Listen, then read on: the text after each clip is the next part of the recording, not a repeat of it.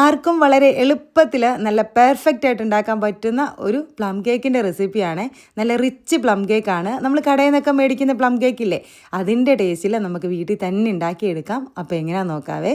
അപ്പോൾ ആദ്യം തന്നെ നമുക്ക് 2 ഓറഞ്ച് കുരു കളഞ്ഞിട്ട് കൈ കൊണ്ടൊന്ന് ജ്യൂസാക്കി കൊണ്ടുവരാം. വെള്ളമൊന്നും ഒഴിക്കണ്ട കേട്ടോ. ഇനി ഇതിലേക്ക് നമ്മുടെ കയ്യിലുള്ള ഡ്രൈ ഫ്രൂട്ട്സ് എല്ലാം ഇട്ട് കൊടുക്കാം. ഞാൻ കുറച്ച് കൂടുതൽ തന്നെ എല്ലാം എടുത്തിട്ടുണ്ട്, കാരണം നല്ല റിച്ച് ആയിട്ട് അങ്ങ് ഇരിക്കട്ടേന്ന്. പിന്നെ ഞാൻ കുറച്ച് വലിയ കേക്കാണ് ഉണ്ടാക്കുന്നത്. എന്നിട്ട് ഇതെല്ലാം കൂടി ഒരു 4 മണിക്കൂറെങ്കിലും സോക്ക് ചെയ്ത് വെക്കാം. കുറഞ്ഞത് ഒരു 2 മണിക്കൂറെങ്കിലും വെക്കണേ. ഇനി ഒരു പാനിലേക്ക് 1 കപ്പ് പഞ്ചസാര ഇട്ടൊന്ന് ക്യാരമൽ ചെയ്തെടുക്കാം.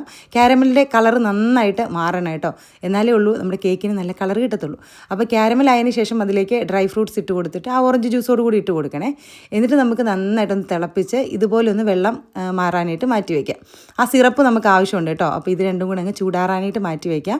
ഇനി ഡ്രൈ ഇൻഗ്രീഡിയൻസ് ഒന്ന് അരിച്ചെടുക്കണം. 2 കപ്പ് മൈദ, 2 teaspoon baking powder, 1 teaspoon baking soda, പിന്നെ കുറച്ചുപ്പ്, ഇത്രയിട്ട് നന്നായിട്ടൊന്ന് അരിച്ച് മാറ്റി വയ്ക്കാം. ഇനി ഒരു മിക്സിയുടെ ജാറിലേക്ക് 1 കപ്പ് പഞ്ചസാര, കുറച്ച് സ്പൈസസ്, ഞാനിവിടെ ഏലക്കയുടെ കുരു, ഗ്രാമ്പു, കുറച്ച് സിന്നമൺ പൗഡറാണ്, അല്ലെങ്കിൽ ചെറിയൊരു പട്ടയുടെ കഷ്ണം ഇട്ട് കൊടുത്താലും മതി. എന്നിട്ട് നന്നായിട്ട് പൊടിച്ച് മാറ്റി വയ്ക്കാം. ഇനി ഡ്രൈ ഫ്രൂട്ട്സിലേക്ക് 2 ടേബിൾ സ്പൂൺ ഒരു മൈദയുടെ മിക്സ് ഇട്ട് നന്നായിട്ട് മിക്സ് ചെയ്ത് അതുകൂടെ മാറ്റി വയ്ക്കണം. ഇനി നമുക്ക് ഓറഞ്ചിൻ്റെ സെസ്റ്റ് വേണം. ഓറഞ്ച് കൊണ്ട് ഇതുപോലെ എടുത്താൽ കിട്ടത്തില്ല കേട്ടോ, അതുകൊണ്ട് മുസമ്പിയുടെ തോല് കൊണ്ട് തന്നെ എടുക്കണം. അതിൻ്റെ ആ വെള്ളപ്പാട്ടില്ലേ, അത് കാണാതെ മുകളിൽ ആ ഓറഞ്ച് കളർ മാത്രം ഒന്ന് പീൽ ചെയ്തെടുക്കാം. വെള്ള കിട്ടിയാൽ കഴിക്കും കേട്ടോ. എന്നിട്ട് അത് മാറ്റി വയ്ക്കണം. ഇനി ഒരു 4 മുട്ട ഒരു പാത്രത്തിലിട്ട് നന്നായിട്ട് അടിച്ചു കൊടുക്കാം. അതിലേക്ക് പൊടിച്ച പഞ്ചസാര ഇട്ട് കുറച്ചായിട്ട് ഇട്ടിട്ട് ഇതുപോലെ ഒന്ന് അടിച്ചെടുക്കണം.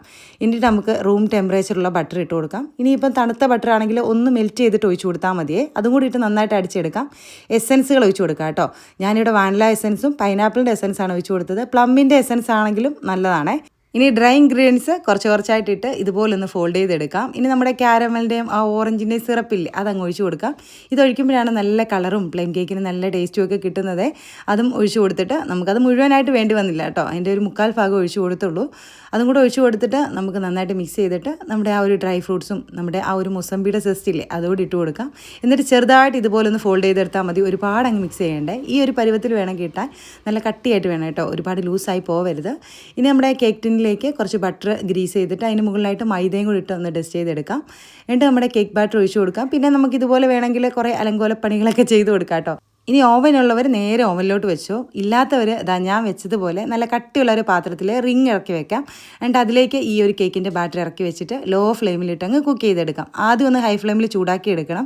എന്നിട്ട് ലോ ഫ്ലെയിമിൽ 1 മണിക്കൂറൊക്കെ വെക്കണം കേട്ടോ, ഈ ഒരു കേക്ക് വെന്ത് കിട്ടാൻ. കാരണം ഇത് കുറച്ച് കട്ടിയുള്ള കേക്കാണ്. ഇനി ഇതൊരു 2 ദിവസമെങ്കിലും വെച്ചിട്ട് കഴിക്കുന്നതാണ് നല്ലത്. പക്ഷേ കുഞ്ഞുങ്ങളുള്ളവരൊന്നും സമ്മതിക്കില്ല, ചൂടോടെ അങ്ങ് കട്ട് ചെയ്തു.